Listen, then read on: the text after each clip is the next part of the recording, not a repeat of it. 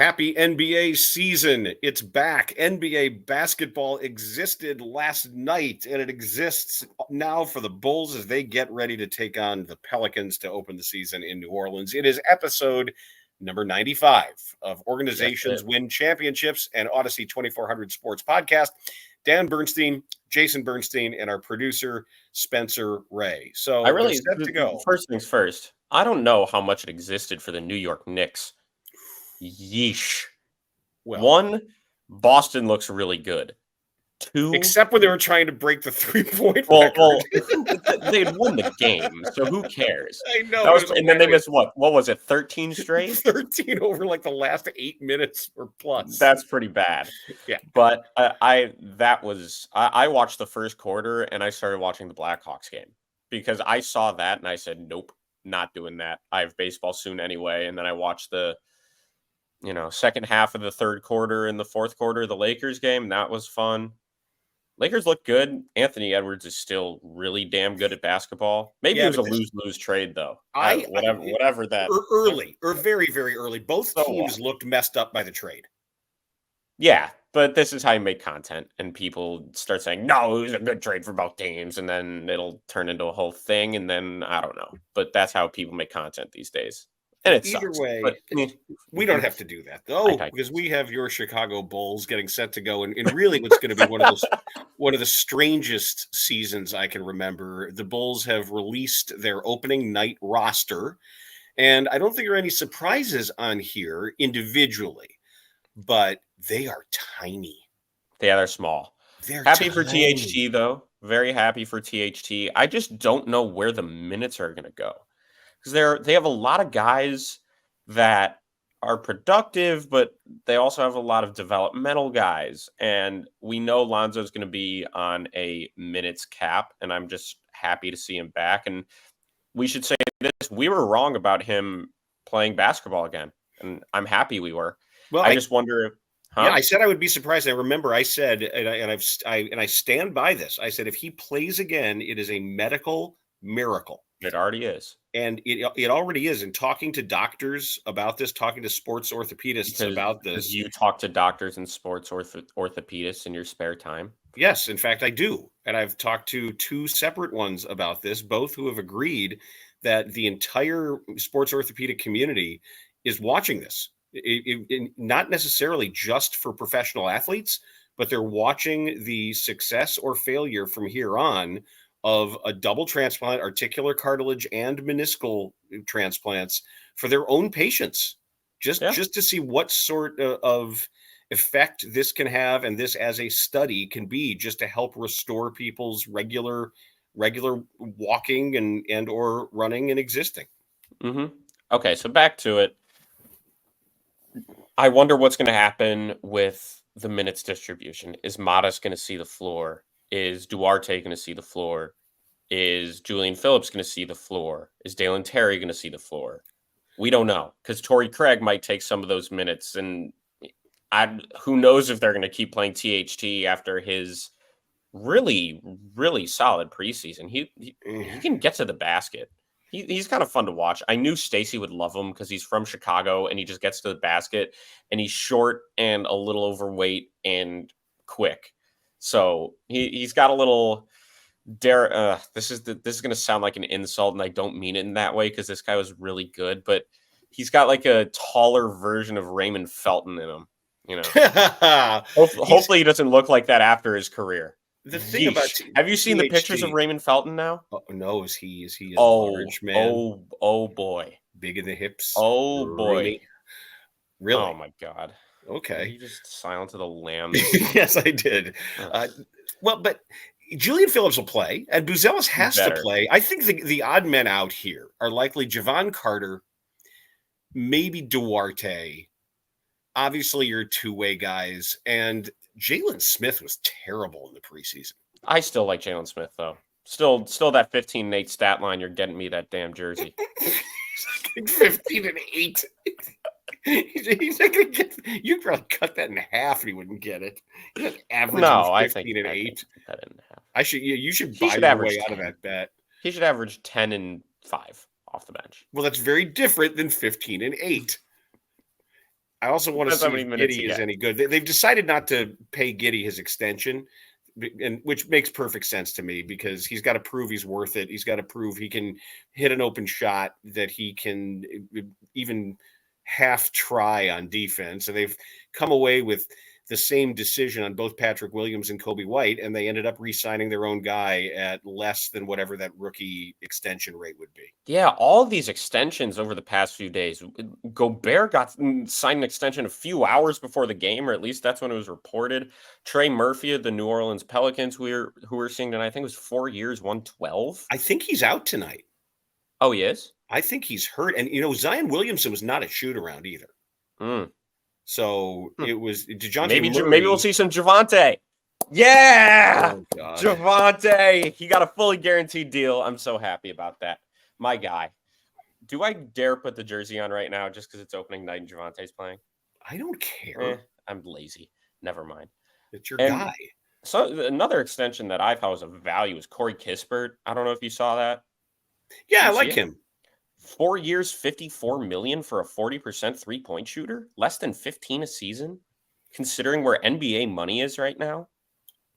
Well, he's on one of the few teams. He's still a Wizard, right? Mm-hmm. So yeah, that's we were talking about the Wizards too, because how many teams right now in the East can you say are definitively worse than the Bulls? Ouch. Washington? No, I'm trying to do it because I want to. Let me look it up. Let me just look up the Eastern Conference right now. Because I would say off the top of my head, Washington for sure. Probably Brooklyn. Yeah. Maybe Detroit. No, I think Detroit could have a really good year with Bickerstaff. What about Atlanta? I think the Hornets, yes. Hornets, not the Magic. What the hell? No, did you almost say Magic? No, I said what about Atlanta? Oh, Atlanta? Nah. Trey Young is still. They have more star power than the Bulls have. I don't think the Hornets will be that bad. It all depends on Brandon Miller because he looked incredible.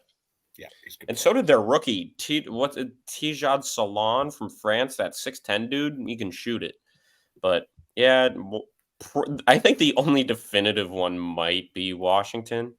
Okay, but it's really important that there are enough teams better than the Bulls. However this goes. I would not be mad if Washington outplays the Bulls this year. That is fine with me. I don't care if the Bulls lose 82 games as long as they play hard. God, I sound like such a white guy. Am I allowed to say that? What? As long as they play hard and then be like coach's son. Coachy, yeah. Jim Rats. Tom Thibodeau. Well, he's got some work to do. He's got some work to do. Oof. With that group, he's got some work to do. So a lot of big characters on that team too. Uh-huh.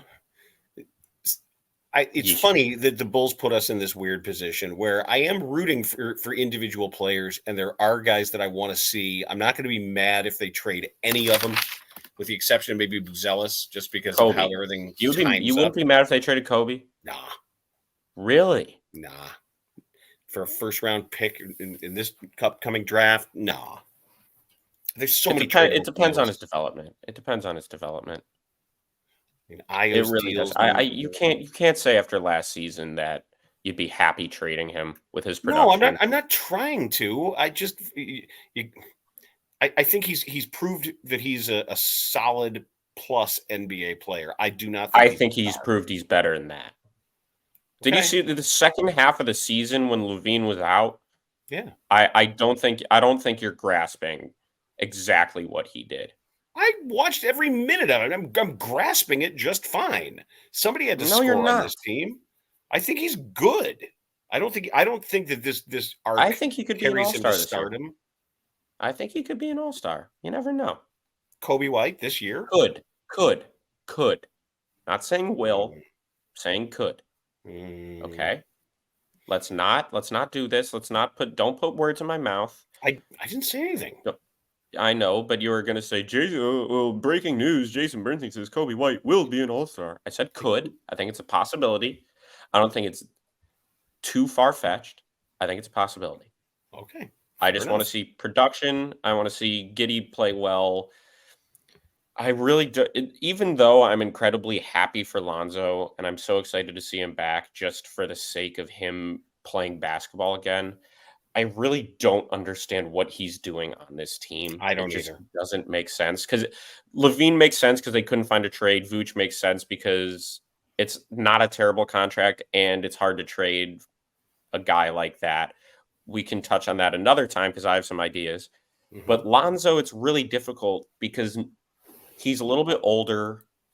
Considering Lonzo older now is crazy. I feel like it was yesterday when he was drafted. And you don't know how that knee is going to be in the future. The fact that he's playing again is fantastic, but you don't know until a lot of time has passed until you know whether that knee is going to hold up for a significant period of time after this season. So we'll see. I don't know.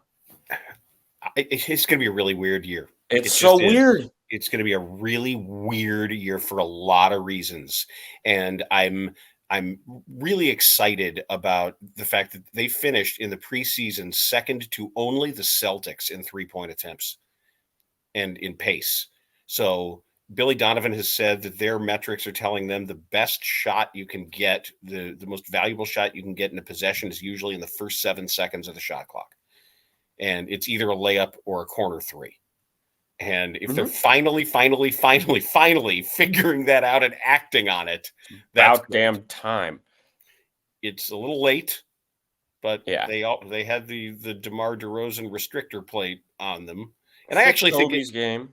Go ahead. Yeah, I actually think the DeMar it might actually work better in Sacramento, just because of the personnel they have. There are a lot of weird teams this year. Yes. There's a lot of movement. I will say, though, I do like that the Bulls are weird because they have been so consistently average and normal because we knew exactly what they were going to do. We know they're going to be bad, but we don't know how they're going to be bad. We want them to be good, bad, not bad. And I'm more optimistic about this season than I was last season, not for any contention or results. I just think it'll be more entertaining basketball. And I am totally okay with that. I gotcha. I know how I just want to see more fun. I want them to have more fun. And I want them to shot chuck and dunk and all this shit. I don't know. I know how they're going to be bad. I want fun. And they're going to be bad because they can't guard. Yeah. They're going to be the team equivalent of a young J.R. Smith. Like a really young J.R. Smith, incredibly inconsistent, shoots everything and tries to dunk everything. Hopefully plays incredibly fast, but you can't defend and never know what the hell they're going to do because that's what J.R. Smith was. I'm just not sure if who knows? We're talking to, this is so weird. I have nothing to say. Bill Wennington was with us earlier and today, and I asked him, I said, what's the plan defensively? Because they don't have a rim protector. And they don't have their best perimeter defenders anymore. So if your plan was to pressure the ball screens, disrupt the ball screens, disrupt it at the point of attack, and not have to rely on backstopping, that made some sense when you had Lonzo, when you had Caruso and Io out there working together. A healthy Lonzo. Right, but this thing, like you can't stop the perimeter and you have no rim protection. So if you're going to play drop on ball screens, they better pick up that. Go ahead. Vooch can't play anything other than drop, really, with any effectiveness because his feet are so slow. So like one bad rotation, once they get you in the spin cycle, once they make that first pass, people have to be really aware and awake, and I just don't think they are. And I also think that live ball turnovers are going to be a bane for this team. Fine. I don't care if they turn the ball over this year. Okay. Just make aggressive mistakes. We talked about it last time. Make aggressive mistakes, not passive mistakes. Also, if Javonte plays tonight against this defense, he will absolutely shred them. He's just going to run and dunk and he's going to be Javonte. How can you not love the guy? I love Javonte Green. He's awesome. All roads lead back to that, indeed. Of course they do. Yeah, I'll just take Chapatulis and Broadway always lead to Javonte Green. And so do Western and Damon and all those. Last night, I don't know if you stayed up late enough to watch the LeBron and Bronny moment. Cute. Didn't it seem stagey? Of course it was. Of course. But I think that's okay. Because I don't think you felt as proud of your son when you started a podcast with him. You How do didn't you make know? me your NBA teammate. How do you How would know? I know? Because you're a dick.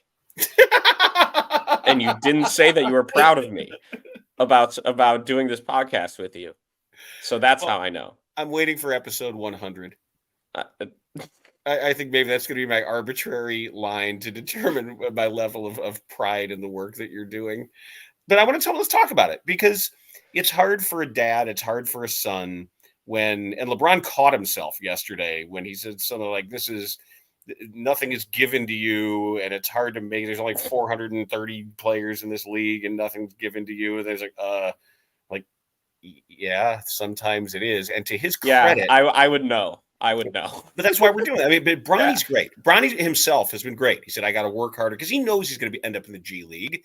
And that's fine. Look, he played great against the Warriors the other night. I don't know if you saw, but he was fantastic against Golden State.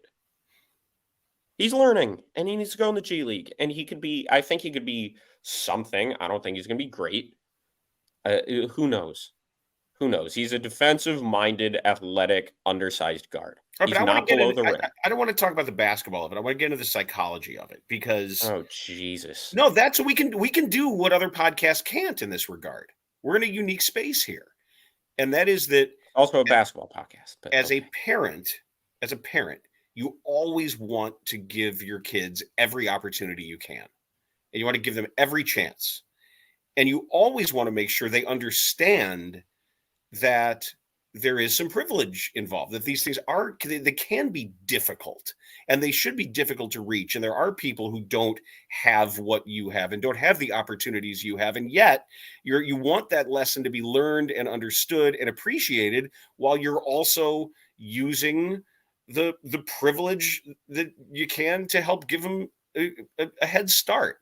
So right. Yeah. I only know it from my perspective. What's your perspective on it? So obviously, if there, I'm sure some reviews of our podcast say Bernstein's only got this because of his dad and all this stuff. And I totally understand that. And I know for a fact that this probably wouldn't be a thing if you weren't my dad. And I'm lucky in that regard. The one thing is, I didn't choose to be your son. Hell, I wouldn't if I had a second opportunity. Who would you pick as your dad? LeBron? Javonte Green. Green. Sorry, stupid question. Of course the answer is Javonte Green. Why wouldn't it be? All roads lead back to Javonte Green, even roads to the hospital. Yes. But let me get back on track. I understand that I am very lucky in this regard. And I was dealt a very good set of cards. Very good hand. At the same time, though, I'm going to play them, because I feel like it would be a crime if I had an opportunity like this, and I had I had opportunities because of luck that I didn't, and I would be so mad at myself if I didn't seize those opportunities. And I think I once watched an interview, or kind of not really a TED Talk, but a forum, I would say, with Marco Pierre White, a chef at the University of Oxford. And he was saying that he was also a son of a chef. And he said that opportunities are born out of luck. You just have to see it and take advantage of it. And I am 100% lucky, and more lucky than so many people. And in some ways, I feel bad about it. And if I complain, then I feel worse about myself, saying, why am I complaining? And, geez, I said we should talk about basketball. Now I'm delving into my own psychology. No, that's okay. But this is something. But yes, I think I'm very lucky to be in this position in my life where I have this platform and this podcast, and God, I hate giving you props, but your guidance when it comes to covering basketball games. And I just want to take advantage of it as much as possible. And I think it can be a little bit difficult, especially Bronny is definitely has more difficulty than I do. I'm just hosting a measly podcast with some old gray-haired asswipes sitting on the left of me. But I mean, Bronny James is the son of, and even though I have a poster behind me, in my opinion, the greatest NBA player of all time, he's also gray-haired and a little bit old, but he's not an asswipe, and he's not sitting to the left of me. He's just really good at basketball. What Bronny would say if he and was so there's so much pressure on Bronny to be great, or to I feel like there's so much pressure on him to be something he's not. There's pressure on him to be a son. There's pressure on him to be a great basketball player. There's pressure on him to be perfect in the media, which he's been fantastic at. Terrific. There's a lot of pressure on him because he is LeBron James's son. Sometimes I wish he went to another team just to get away from it a little bit. I do understand why LeBron would want to play with his kid. 100%. Special moment. You would never forget it. And he will never forget it. And I want to see, I'm rooting for Bronny to become the best player and the best person that he can be. And I would love to see him go to the G League and develop, because I think that's going to be the best for his game. Obviously, there will still be a lot of media attention because he is Bronny James, but I think that'll minimize it. And I feel like it'll give him more of an opportunity to play basketball and not have to worry about playing basketball with LeBron James and this whole father-son thing. He can just be himself and hoop. And when he's ready, get some NBA minutes. And that's my perspective. I feel bad, but he's also in the NBA. He's LeBron James's son. And a lot of things are born out of privilege. And I'm one of the lucky ones in that regard. And yeah, I'm excited for the two of them in that situation. And I'm excited to watch the Bulls tonight, kind of. Well, that was a lot. No, it was good. It's just the existence of Bryce James changes things too. Because when the next kid might be real better. Well, he's definitely better than Bronny, you're saying already? Yeah. Well, he's going to be. Bronny's what, 6'2", 6'3", something like that. Bryce is 6'6" at least, and he's going into his junior year of high school. So that complicates things. Yeah, Bronny will always be the first. Bronny will be the one who played with his dad, but Bryce, it might be in a better position to make a name for himself. He might be pretty good. I think he already doesn't want to be. Who knows? Who knows? Maybe he won't want to play basketball. Who knows? He's playing at Sierra Canyon right now. I remember he used to be a soccer star, right? Like, he was an unbelievable soccer player. I'm pretty sure. Well, that's like my buddy Jarrett Payton, Walter Payton's son. You know, Jarrett was always much more soccer than football, and eventually found his way to football. But soccer was his thing. Yeah. Yeah, we'll see. God, I'm so glad. I don't know. It's so weird. What? Oh, I said, I'm so glad you didn't play soccer. Why? Head injuries, or because I would have sucked? No, just because I don't like it. Yeah, I know. We're the same on this.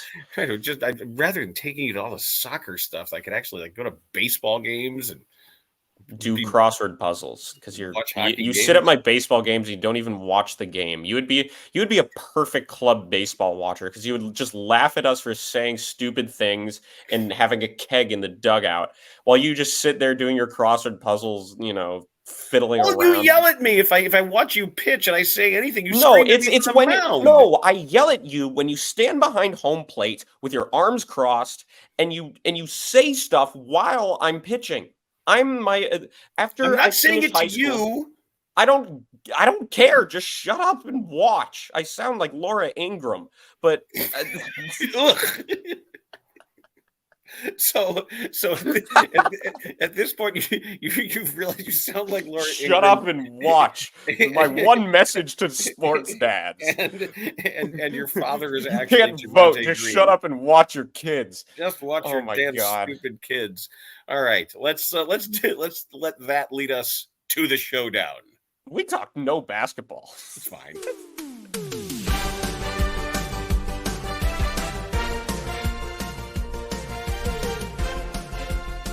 You should know that the showdown consists of trivia back and forth between Jason and me, and then a crowd question. And the crowd question is usually how we leave you, and then you can send in your answers. We had a real quick winner from the last episode. Yes, we did. It was on my Instagram. So my questions were, which NBA player got suspended during the bubble for leaving for a funeral and then going to a strip club? And the second question was, which player got suspended in the bubble for, quote, crossing the line to pick up a food order? And the winner via Instagram was Barry Kessler at BKess31. Lou Williams was the answer to the first question, and Rashawn Holmes was the answer to the second question. And that's why they call Lou Williams Lemon Pepper Lou, because he was at Magic City in Atlanta, and he got lemon pepper wings at the club. So congrats, Barry, and thanks for listening to the pod. The idea of like eating at the strip club is that's such a Southern thing. Will is Southern. Different kind of culture, I guess. All right, so I'm going to start with this question for you. It's a variation of the kind of question I like. And I did it because this is sort of in honor of Zion Williamson, who, as we know, is left-handed. Is it also going to be about food? No, he looks great. Sorry.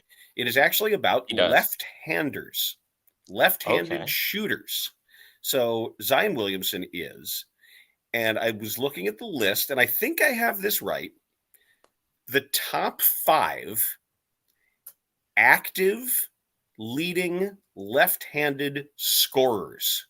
Okay. Total points among active Total lefties. Points in their career. Total points among active lefties. And Zion is not top 5. There's no way. No, right? he's not. He's really okay. not. James Harden is easily number 1. Yes, he's third. He's third among all active players. He's at 25,885. God, those seasons in Houston. Oh, I'm gonna go with Mike Conley. Number 2, very good. Okay, Mike just Conley been in the league forever. Yep, 15,893. He is 16th overall among active scorers, but second among lefties. Has D'Angelo Russell played enough? D'Angelo Russell is 5th. Yes, very good. He's 53rd overall. So you got first 3 guesses. You got 3 of the 5. Wait. Russell. No way. It's going to be Thaddeus Young again. No shot. Third. Yes. Let's go. Okay. That's kind of why I did this. So now you've got 4. You've got Harden, Conley, Thad Young, and you got number 5 is D'Angelo Russell. Oof. Okay. God, now I have to think. Now I really have to think. So, is DeAndre Jordan still up there? He is 7th. Ooh. I thought he scored. Thad Young scored more points than DeAndre. Wow. Okay. Considerably more. Wow. Good for him.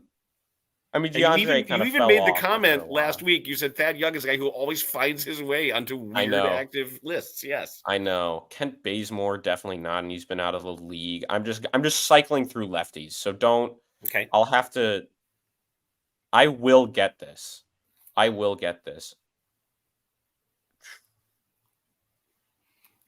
Ooh, this is. I'm not gonna. It's not Luke Kennard. Hasn't been in the league long. No. Because D'Angelo Russell was drafted in 2015, because that was the Karl Anthony Towns class. And this guy has approximately 2,000 more points than D'Angelo Russell. And 2,000 fewer than Thaddeus Young. Got it. Okay, so just splitting the difference. Yep.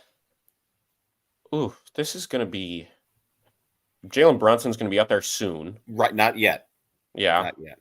Can I tell you who 6 and 8 are? Yeah, go ahead. Okay, so number 6 is De'Aaron Fox. Wow, already. Okay. And 8th behind DeAndre Jordan is Domantas Sabonis. 2 Kings. All right. That doesn't really do much for me. Ooh. And shut up. Let me think. I was going to give you a hint, schmuck. I need quiet. Okay, it's an audio medium. Mouth. It's an audio medium. But I will talk myself through it. Because when you start talking, then I start talking. And then I don't shut up and I don't think. So this is a problem. It's a paradox. I don't want to do this with you, okay? Not that I want to do the podcast, but not this. Well, then I'm just going to tell you the answer. No. Okay, so shut up. God, you piss me off. James Wiseman, no way. Are you like going through all the rosters now? I'm just. We don't have time for this. Okay, give me a hint then. He was indirectly referenced at the very start of this episode. Indirectly referenced? Yes. He said his name? No. But we talked about something involving him when we talked about the first night of the NBA.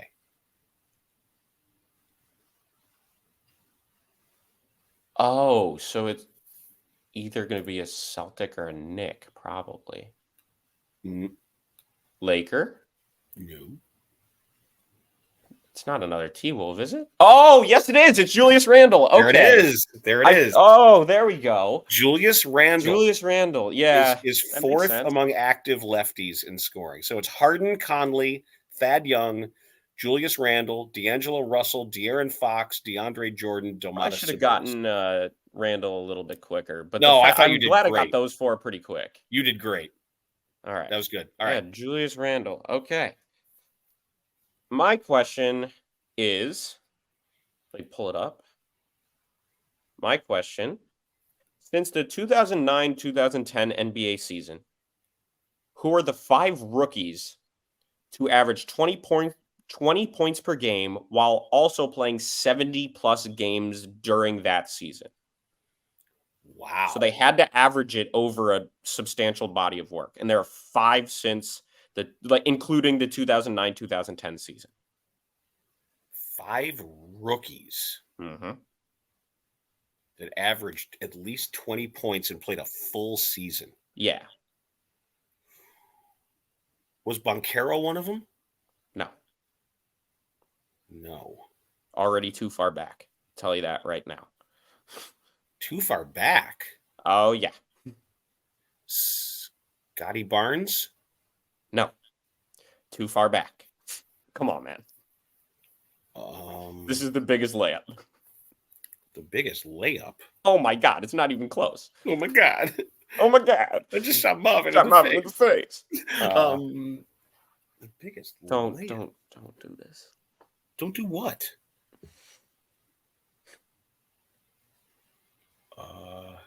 Hint, he's really good.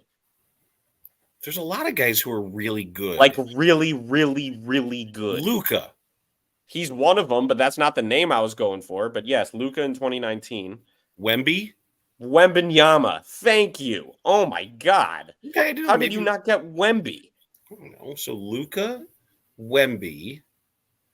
How many others are there? 3. 2018, 2011, and 2010. Oh, I don't think I'm going to get those. I just think this is too hard for me. There 2 of them you should. One of them you should get. The 2011 one you probably should kind of 50-50. 2010, that's the toughest one for sure. Full season, 20 points a game. I don't know. I don't know the answer. Do you want me to give you the answer? Yeah. I'll give you a hint for one of them. I have a jersey. Cade Cunningham? No. Trey Young? I don't have a Trey Young. Oh, you have the shoes for Trey Young. That's right. Yeah, they're terrible. Are they? Oh, yeah, they're terrible. But you loved them when you got them. I liked how they looked, and then they're just weird. Oh, I know who it is. Donovan Mitchell. Donovan Mitchell in 2018. Okay, do you want me to give you the other 2? Give me a hint for the other 2. All right, hint for the other 2. This guy, one of them was a first overall pick, and I believe both of these guys won Rookie of the Year. That doesn't help me. First overall pick who won Rookie of the Year. And I gave you the years, 2010 and 2011, so back-to-back seasons, so you should get the era. Yeah, that really only gives you a couple of options. That gives you literally 2 options. It was just so long ago. I don't retain any of this information like you do. I haven't memorized all the drafts like you have. I don't know. 2011, Blake Griffin. Okay. 2010 was Tyreek Evans, so that was the tough one. Tyreek Evans was one of the original. He was the first guy since yeah. Sam Cassell to do the "I have big balls" dance, And then LeBron did it, and then our Andre guy, Drummond, yes, hell yeah, but wishing him the he best. did the double-handed like hold the whole scrotum one. Our Tyreek Evans did the individual giant balls. It's a different dance, Oh technically. my god! If I mean, we're Drummond actually probably only needs one hand to do all critiquing the that because he's choreography, massive. it's different to say like this one and this Different. one and this Wait, one. are you seriously talking about testicle choreography? And members of testicle choreography. Yes. Okay. Here's it. They go on right after Spandau Ballet. Here's your crowd question. Oh my god! Here's your crowd question. On October 18th, we celebrated a 50th anniversary. On October 18th, 50 years ago, a Chicago Bull Oh, I know what this is already. made NBA history. Who was it, and what did he do? I know exactly what this is. Okay, but who was the 50 years ago on October 18th, a Chicago Bull made NBA history? You have to answer who was it and what did he do? That was what, 1974? 74. Yeah, October yeah, I got 18th, it. 1974. Got it. Okay. No hesitation. Yeah, but it doesn't count for Can you. I tweet at you right now? No, I'm kidding. No, we'll talk after the show. You can send your answer to @Dan_Bernstein on Twitter, or you can send it to @Jason.Bernstein_ on Instagram. And when I post the file, I post the YouTube video. Sometimes you can answer it right there in the replies to the post if you want to do that. So if that's just easier for you, feel free to do that. But that is the crowd question. I'll do the same thing when I do the story post. Just okay. Feel free to DM me, or if I have a private account on Instagram, so just listen to it. And if you want to DM me and also put it out on Twitter, maybe you have a better chance of getting it. So there you have it. What happens. OWC 95, and this is it. This is the start of the season, and next time we talk, we're going to have Bulls outcomes and Bulls stats and things to discuss. So grab your popcorn, folks, and settle in because it's going to be it's going to be a weird year, but we're just weird enough to be your place to break it all down for you throughout the season. So thanks for being here and thanks for being with us. Make sure you subscribe, make sure you make sure you rate this podcast, and make this we'll make the Bulls season palatable for you because we'll put everything into sort of reasonable perspective. If you don't want to watch games, just tune into this and try to get a summary of everything as well as some friendly banter. We got your hookup. Have at it. Especially if you can't access the network. So we got you. Oy.